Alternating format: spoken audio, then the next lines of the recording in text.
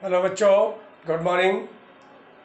अब हम शुरू करते हैं क्लास 8 एसएसटी का सरफी का फर्स्ट चैप्टर रिसोर्सेज। रिसोर्सेज क्या क्या होते हैं, संसाधन कौन कौन से होते हैं। बच्चों, बिना संसाधनों के हमारा आपका सबका जीवन बिल्कुल ही व्यर्थ है। इस चैप्टर के जरिए से हमें पता लगेगा हम अपने जीवन में किन किन रिसोर्सेज का इस्तेमाल करते हैं और कौन से रिसोर्सेज किस जगह पर इस्तेमाल किए जाते हैं, कौन सा रिसोर्स कहाँ से प्राप्त होता है। एग्जाम्पल के तौर पे हम देख सकते हैं, जैसे कि हम water, electricity, rickshaw, vegetable, text book, इन सभी चीज़ों का जो प्रयोग करते हैं, ये सभी चीज़ें रिसोर्सेज के तहत आती हैं। अब हम यहाँ पर बात ये करेंगे जिन रिसोर्सेज का हमारे जीवन में यूजेबिलिटी होती है, जो रिसोर्सेज हमारे जीवन में प्रयोग में आते हैं, वो रिसोर्सेज को हम वैल्यूएबल रिसोर्स भी कहते हैं। अब हम बात करते हैं कि कोई भी चीज़ हमारे लिए रिसोर्स कब बनती है। कोई भी चीज़ जब उसकी हमारे जीवन में उसका महत्व हो जाता है, वो हमारे लिए एक रिसोर्स के रूप में आती है। किसी भी चीज़ का वैल्यू क्या होता है, वैल्यू की हम बात करते हैं, जैसे कि आज की डेट में किस चीज़ का कितना वैल्यू है। आप घर बैठ कर के मोबाइल के ज़रिए से अपना स्टडी ले रहे हो, तो जो एजुकेशन अचीव कर रहे हो घर बैठ कर के, ऑनलाइन एजुकेशन, ये जो ऑनलाइन एजुकेशन है, ये अपने आप में आज की डेट में कितना वैल्यूएबल हो गया है, क्योंकि स्कूल खुल नहीं पा रहे हैं। जब स्कूल खुल नहीं पा रहे हैं तो जो इस एजुकेशन का इस समय वैल्यू बढ़ गया है, तो आपका मोबाइल फ़ोन और इंटरनेट, इनकी वैल्यू बढ़ चुकी है। अब हम बात करते हैं आगे, रिसोर्सेज के प्रकार कितने होते हैं, types of resources. My dear students, there are two types of resources, natural resources and man made resources. तो अब हम बात करते हैं यहाँ पर, ये देखिए आप, नेचुरल रिसोर्स है और ह्यूमन मेड या मैन मेड रिसोर्सेस है। तो जो नेचुरल रिसोर्सेस होते हैं, प्रकृति के द्वारा जितने भी रिसोर्सेस हमें प्राप्त होते हैं, वो सभी नेचुरल रिसोर्सेस होते हैं। और प्राकृतिक देन जिन चीज़ों की होती है, जैसे कि आपका एयर हो गया, वाटर हो गया, और वाटर कहाँ से मिलता है, आपका रिवर से मिलता है, लेक से मिलता है और रेन से मिलता है ये। और उसके साथ साथ हमारी जो सॉइल होती है, वो भी एक नेचुरल रिसोर्स के तहत आती है। आगे हम बात करते हैं, जो नेचुरल रिसोर्सेस होते हैं उनके कई जगह पर रिसोर्सेस होते हैं, और जो उनकी उत्पत्ति कहाँ से होती है, इन चीज़ों को भी हमें समझना पड़ेगा। जैसे कि वाटर की उत्पत्ति या तो रेन के जरिए से होती है, या फिर आपके जो जो बर्फ होता है, बर्फ के पिघलने से वाटर की उत्पत्ति होती है। इसी प्रकार से कई प्रकार की चीज़ें ऐसी हैं जो नेचुरल रिसोर्सेज हैं। वो नेचुरल रिसोर्सेज आपके टू पार्ट्स में डिवाइड किए गए हैं, टू ग्रुप्स हैं आपके, actual resources and potential resources. अब हम बात करते हैं एक्चुअल रिसोर्सेज कौन कौन से होते हैं। वो रिसोर्सेज जिनका आप प्रयोग लगातार प्रकृति के द्वारा, नेचर के द्वारा, जिन चीज़ों को बहुत पहले से स्टॉक कर दिया गया है, जो फॉसिल फ्यूल्स के रूप में ले लीजिएगा, या फिर जो चीज़ें जहाँ पर पहले से रिच हैं, ऑलरेडी पाई जाती हैं, जैसे कि उदाहरण के तौर पे ले लीजिएगा कोयला, जो हमारे ज़मीन में बहुत पहले से मिलियंस ऑफ ईयर से विद्यमान है, तो ये आपका एक्चुअल रिसोर्स हो गया। और एक्चुअल रिसोर्स में आपका, जैसे कि कोयले के बारे में बताया गया है, रूर रीजन में, जर्मनी में इसका बहुत बड़ा डिपॉजिट है, मीन्स भंडार है। उसी तरीके से वेस्ट एशिया है, जो आपका पेट्रोलियम के लिए बहुत बड़ा भंडार है। हमारे इंडिया में महाराष्ट्र जो डेक्कन प्लेटू है, वो डार्क सॉइल्स का बहुत बड़ा भंडार है।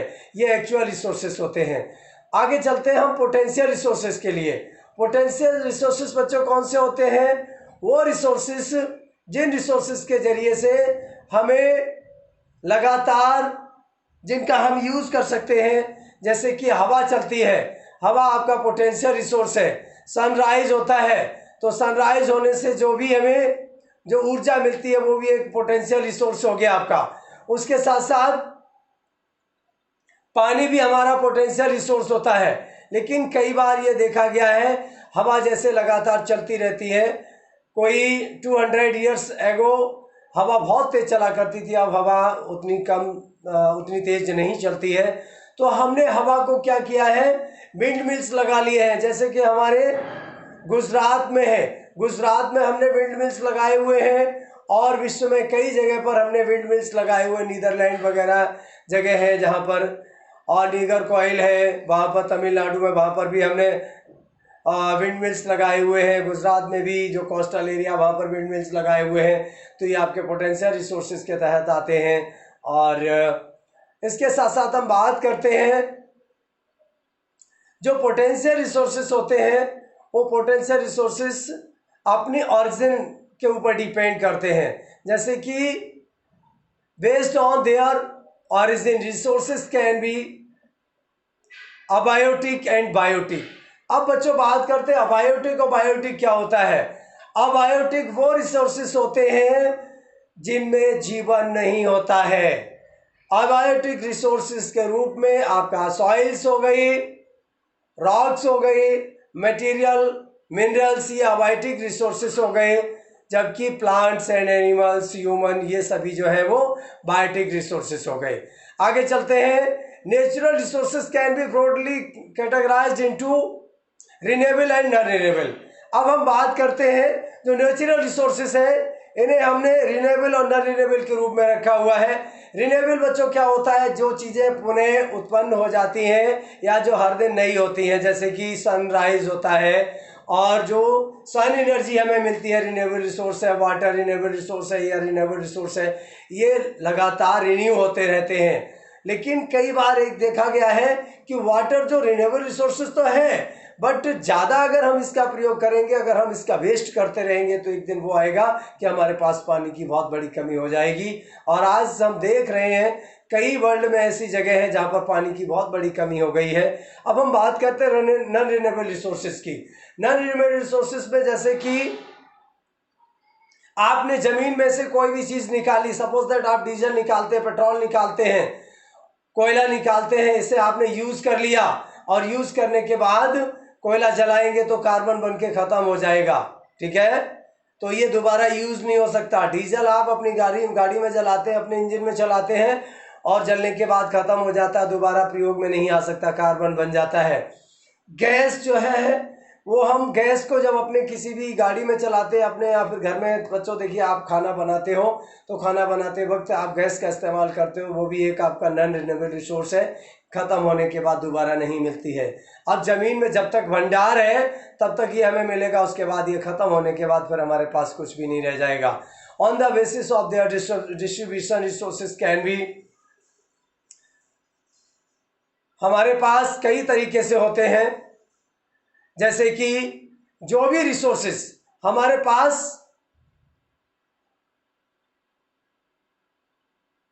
लोकेलिटीज़ के आधार पर डिपेंड करते हैं।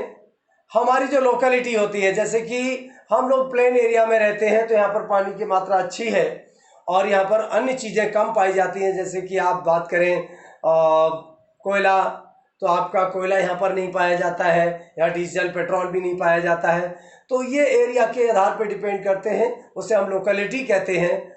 और लोकेलिटी के आधार पर रिसोर्सेज पाए जाते हैं जो नॉन रिन्यूएबल रिसोर्सेज होते हैं। But those which are found only in certain places are localised like copper and iron ore. जैसे कि कॉपर, कई स्थान ऐसे हैं यहाँ पर कॉपर पाया जाता है, आयरन पाया जाता है, डीजल पाया जाता है, पेट्रोल पाया जाता है, ये नॉन रिन्यूएबल रिसोर्सेज होते हैं। तो नॉन रिन्यूएबल रिसोर्सेज जो होते हैं वो अपने अपने निश्चित एरिया पर पाए जाते हैं, ऐसा नहीं हर जगह ये पाए जाते हैं। The distribution of natural resources depends upon a number of physical factors like terrain, climate, altitude. The distribution of resources is unequal because these factors differ so much over the earth. पृथ्वी पर हर जगह अलग अलग resources पाए जाते हैं, और वो वहाँ के क्लाइमेट के अकॉर्डिंग होता है। फिजिकल फैक्टर क्या है, फिजिकल पृथ्वी का वहाँ पर फिजिकल फैक्टर किस तरीके से है, वहाँ पर अर्थ किस तरीके से एस्टेब्लिश है, उसके आधार पे नेचुरल रिसोर्सेज पाए जाते हैं। आगे हम बात करते हैं ह्यूमन मेड रिसोर्सेज। ये तो बच्चों रहे आपके नेचुरल रिसोर्सेज। अब human made resources, human made resources क्या होते हैं? Sometimes natural substances become resources only when their original form has been changed. Iron ore was not a resource until people learned to extract iron from it. देखिए, लोहा तब तक प्रयोग नहीं किया जा सकता है जब तक ह्यूमन उसमें अपने रिसोर्सेस का इस्तेमाल नहीं करेगा, जब तक ह्यूमन मशीनरी नहीं लगाएगा। जब तक मशीनरी का इस्तेमाल नहीं किया जाता है तब तक जो भी आपके रिसोर्सेस हैं उनका इस्तेमाल नहीं किया जाता है। सड़कें हमारे लिए एक रिसोर्स है, मशीनरी हमारे लिए रिसोर्स है, ब्रिज हमारे लिए रिसोर्स है, जिन बिल्डिंग में हम रह रहे हैं वो हमारे लिए रिसोर्स है, जिस मोबाइल के ज़रिए से आप वीडियो कॉल करते हो, ऑडियो कॉल करते हो, वॉइस कॉल करते हो, और जिसके ज़रिए से आज आप क्लास अटेंड कर रहे हो, ये भी एक अपने आप में मैन मेड रिसोर्स है। लेकिन ये मैन मेड रिसोर्स तभी हमें यूज़ करने में आया जब हमने इसका दिमाग लगाया, टेक्नोलॉजी का इस्तेमाल किया। So people like us use natural resources to make human made resources. Natural resources का प्रयोग, नेचुरल रिसोर्सेज को हम लोग क्या करते हैं, आप मैन मेड रिसोर्सेज में ले जाते हैं। Said Mona nodding in understanding, yes Raju said human resources people can make the best of use best of nature to create more resources. मनुष्य क्या करता है, कई प्रकार के रिसोर्सेज की तैयारी करता है, कई प्रकार के रिसोर्सेज जनरेट करता है। जो नेचुरल रिसोर्सेज होते हैं, जैसी उसके पास नॉलेज होती है, जैसा उसके पास स्किल होता है, जैसी उसके पास टेक्नोलॉजी होती है, उसके आधार पे वो रिसोर्सेज का यूज़ करता है। That's why human beings are special resource. तो हम यहाँ पर बात करेंगे सबसे बड़ा रिसोर्स कौन हो गया, यूनिक रिसोर्स आपका ह्यूमन बीइंग हो गया। तो हम लोग कैसे हैं, एक यूनिक रिसोर्स हैं, क्योंकि मनुष्य ने विभिन्न प्रकार के रिसोर्सेज की खोज की है।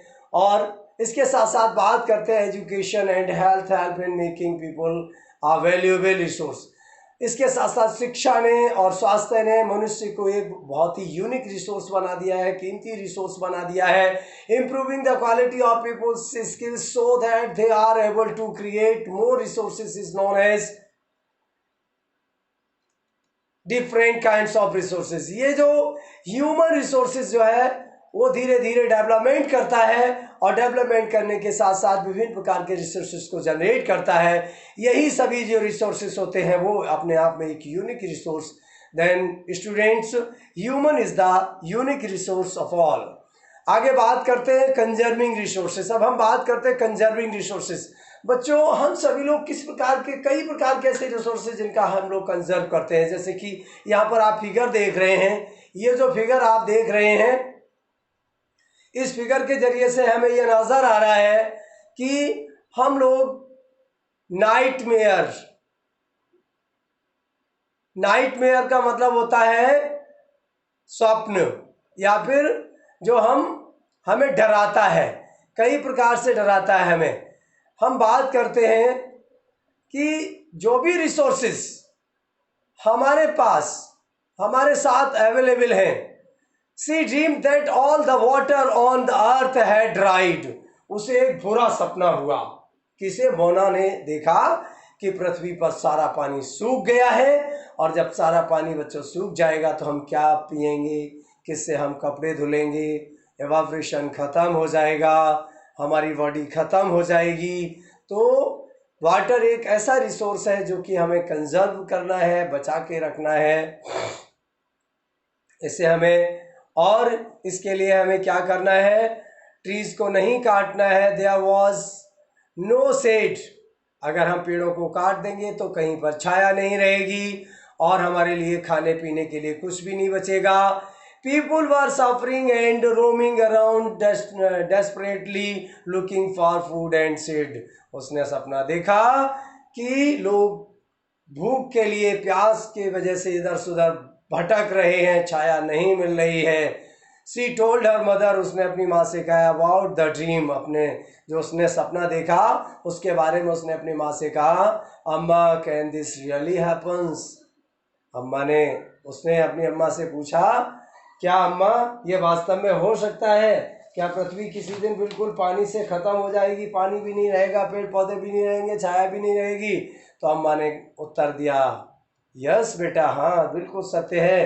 अगर हमने जो हमारे पास रिन्यूएबल रिसोर्सेस हैं या फिर जो हमारे पास नॉन रिन्यूएबल रिसोर्सेस हैं, इनका हम सावधानी से प्रयोग नहीं करेंगे तो निश्चित रूप से ये ख़त्म हो जाएंगे।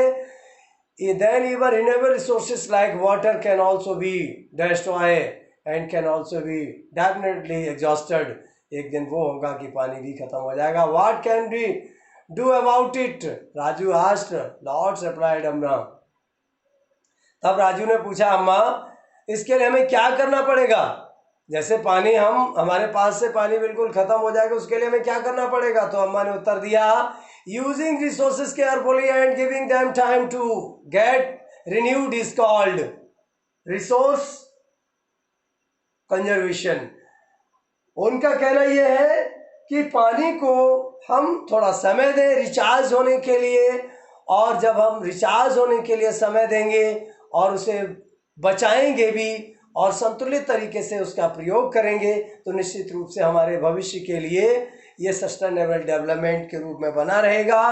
हम किसी भी प्रकार के डेवलपमेंट को, जो सस्टेनेबल डेवलपमेंट होता है, हम किसी भी, जैसे पानी एक ऐसी चीज़ है, डीजल पेट्रोल कोल ऐसी चीज़ें जिनका हम ज़्यादा इस्तेमाल करेंगे तो निश्चित रूप से एक दिन ख़त्म हो जाएंगे, तो हमें इनका संतुलित तरीके से प्रयोग करना है। That evening the children and their friends made packets and shopping bags out of old newspapers discarded clothes and baskets. बच्चों में यहाँ पर जो एग्जाम्पल दिया है बुक में, उससे मुझे एक समझ में आ रहा है, जैसे कि आज मैं पढ़ा रहा हूँ, आप पढ़ रहे हो, मैं समझता हूँ कि जो डिवाइस एक बार बन गई है, एक बार सेव कर लिया गया, कोई भी बुक की ज़रूरत नहीं। और यहाँ पर बच्चे जो है अपने जो भी उनके घरों पर रॉ मटेरियल, जो बेकार का मटेरियल रह जाता है, बेकार का सामान, जैसे आप कुछ भी खरीद के लाए, आपके घर पे अभी जो पुरानी बुक्स और कॉपीज़ हैं उनके ज़रिए से आप डलियाँ बना सकते हो, उन्हें इस्तेमाल कई प्रकार से कर सकते हो, पॉकेट्स बना सकते हो, शॉपिंग बैग्स बना सकते हो, आपका जो पुराना कपड़ा फट गया उससे आप शॉपिंग बैग बना सकते हो, और बास्केट वगैरह जो भी बना सकते हो। तो ये सभी चीज़ें क्या है, एक तो आपका एनवायरनमेंट क्लीन रहेगा, दूसरा सबसे बड़ी बात ये होगी कि आपकी जो बेकार की चीज़ें घर पे पड़ी हो उनका इस्तेमाल आप कर सकते हैं। We will give a few every family we know said Mona ने कहा इस प्रकार की चीज़ें हम सभी परिवार को सिखाएं और हम अपने एनवायरनमेंट को नीट एंड क्लीन करें। After all it is for a very good cause, ये सबसे बड़ा कारण है। मुस्तफ़ा ने कहा कि बिल्कुल सही बात है, ये बहुत अच्छा कारण, to save our resources and to keep our earth live. अपने पृथ्वी को जीवित रखना चाहते हैं, अपने संसाधनों को लाइफ टाइम के लिए रखना चाहते हैं तो हमें इन सभी चीज़ों का इस्तेमाल करना पड़ेगा। I am going to be very careful not to waste paper. जो भी, जैसे कि बच्चे क्या करते हैं, पेपर फाड़ फाड़ के फेंकते रहते हैं, नहीं, कॉपी के पेज को फाड़ के मत फेंको, उसे इस्तेमाल करो और जहाँ तक हो सके वहाँ तक यूटिलाइज करो। इसके साथ साथ आए many trees are cut down to make paper, she explain. उसने कहा कि हमारी किताबों और कॉपीज़ को बनाने के लिए कई पेड़ पौधों को काटा जाता है, तब जा कर के हमारे लिए कॉपी और बुक्स आ पाती हैं। तो अगर हम बुक शेयरिंग सिस्टम अपनाएंगे, कॉपी एक दूसरे को कम से कम कॉपी का अधिक से अधिक अपने दिमाग का इस्तेमाल करेंगे तो निश्चित रूप से कम पेड़ कटेंगे। I will see that electricity is not wasted in my house. हमारे घरों में क्योंकि बिजली बनाने के लिए भी कोयले का इस्तेमाल किया जाता है जो नॉन रिन्यूएबल रिसोर्स है, तो हमें इलेक्ट्रिसिटी भी बचानी है और पानी भी बचाना है। इन सभी चीज़ों को बचा करके हम अपने साथ कई चीज़ों को ले सकते हैं। I will make sure that water is not wasted at home, said Asha ने कहा देखिए भाई लोग, पानी को बर्बाद मत करो, क्योंकि पानी एक ऐसा रिसोर्स है, मैं समझती हूँ कि ये पानी रिन्यूएबल है, बट कब तक रिन्यूएबल होता रहेगा? आप देखिएगा पानी की जो सतह है वो धीरे धीरे कम होती चली जा रही है, बहुत डीप डाउन में होती चली जा रही है। इसलिए हमें क्या करना है, पानी को बहुत सावधानी से प्रयोग करना है। Together we can make a different across the children. और हमें क्या करना है, इसके साथ साथ अपनी चॉइसेस को भी काम करना है। These are some of the things Mona, Raju and their friends did. सभी लोग करें। What about you, how are you going to help in conserving resources? Resources को किस प्रकार से आप बचाएंगे, रिसोर्सेस को किस तरीके से आप कंजर्व करेंगे? कंजर्व करने के लिए आपको सावधान रहना पड़ेगा। और इसके साथ साथ क्या, the future of our planet and its people is linked with our ability to maintain and reserve the life support system that nature provides. Therefore it is our duty to ensure that. हमें किन किन चीज़ों का ध्यान रखना है, पृथ्वी को भी बचाना है, अपने आप को भी बचाना है, अपने एनवायरनमेंट को भी बचाना है, पूरे अपने प्लैनेट को बचाना है। और उसके लिए हमें क्या करना पड़ेगा, all uses of renewable resources are sustainable. जितने भी रिन्यूएबल रिसोर्सेस हैं उन्हें हमें फ्यूचर के लिए बचाना है। The diversity of life on the earth is conserved. और हमारे जीवन को, पृथ्वी पर जो भी जीवन है उसे हमें कंजर्व करना है, काफ़ी बचा के रखना है। The damage to natural environmental system is minimised. इस तरीके से हमें क्या करना है, हमारे पास जितने भी नेचुरल रिसोर्सेस उन्हें सबको बचा करके रखना है अपने फ्यूचर के लिए। इस तरीके से हम जब बचा के सभी अपने फ्यूचर के लिए बचा के रखेंगे तो निश्चित रूप से हमारा जीवन आनंददायक होगा। अब बच्चों एक्सरसाइज की तरफ चलते हैं। यहाँ पर देखिएगा, ये क्वेश्चन दिए हुए हैं, why are resources distributed inequality over the earth? पृथ्वी पर विभिन्न प्रकार के रिसोर्सेज को किस प्रकार से डिस्ट्रीब्यूट किया गया है। हमारे पास जो चीज़ नहीं है वो दूसरी जगह पर है। What is resources conservation, why are human resources important? ये एक्सरसाइज दी हुई है बच्चों, इस पूरे चैप्टर का ये एक्सरसाइज आप सॉल्व करेंगे। आगे बढ़ते चलें। यहाँ पर टिक करना है, करेक्ट ऑप्शन को चूज करना है। नेक्स्ट, आगे बढ़िएगा। Differentiate between the following. यहाँ पर पोटेंशियल एंड एक्चुअल रिसोर्सेज को आप डिफरेंट, इनमें अंतर निर्धारित करें, इनमें क्या क्या डिफरेंस होता है। उसके साथ साथ ubiquitous and localised resources.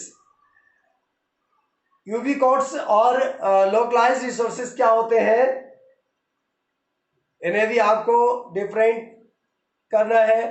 Activity क्या करनी है, ये देखिए, आपने आपके सामने एक दोहा दिया हुआ है, रहीमन पानी राखिए बिन पानी सब सून, पानी गए न उबरे मोती मानस चून। अब बच्चों यहाँ पर देखिएगा, पानी हमारे लिए इतना आवश्यक है, बिना पानी के कोई भी उभरता नहीं, मीन्स किसी का भी तारण नहीं होता है। जैसे कि मोती गहरे पानी में मिलता है, मानस, हम सभी लोग बिना पानी के जीवित नहीं रह सकते। चून, जिसके हम सुबह और दिन में अपने भोजन बनाते हैं, आटा जिसे कहते हैं, आटे में अगर पानी नहीं मिलाया जाएगा तो निश्चित रूप से आटा आपका रोटी नहीं बना सकता।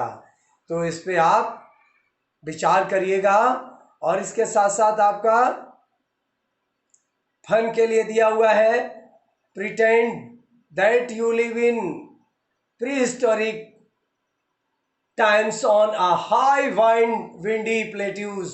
What are the uses you and your friends could put the fast winds to? Can you call the wind a resource? इस प्रकार से यहाँ पर देखिएगा। सेकेंड क्वेश्चन दिया हुआ, pick up a stone.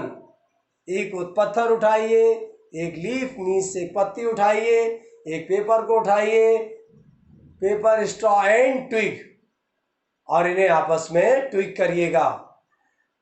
Think of how you can use these as resources. see the example given below and get creativity।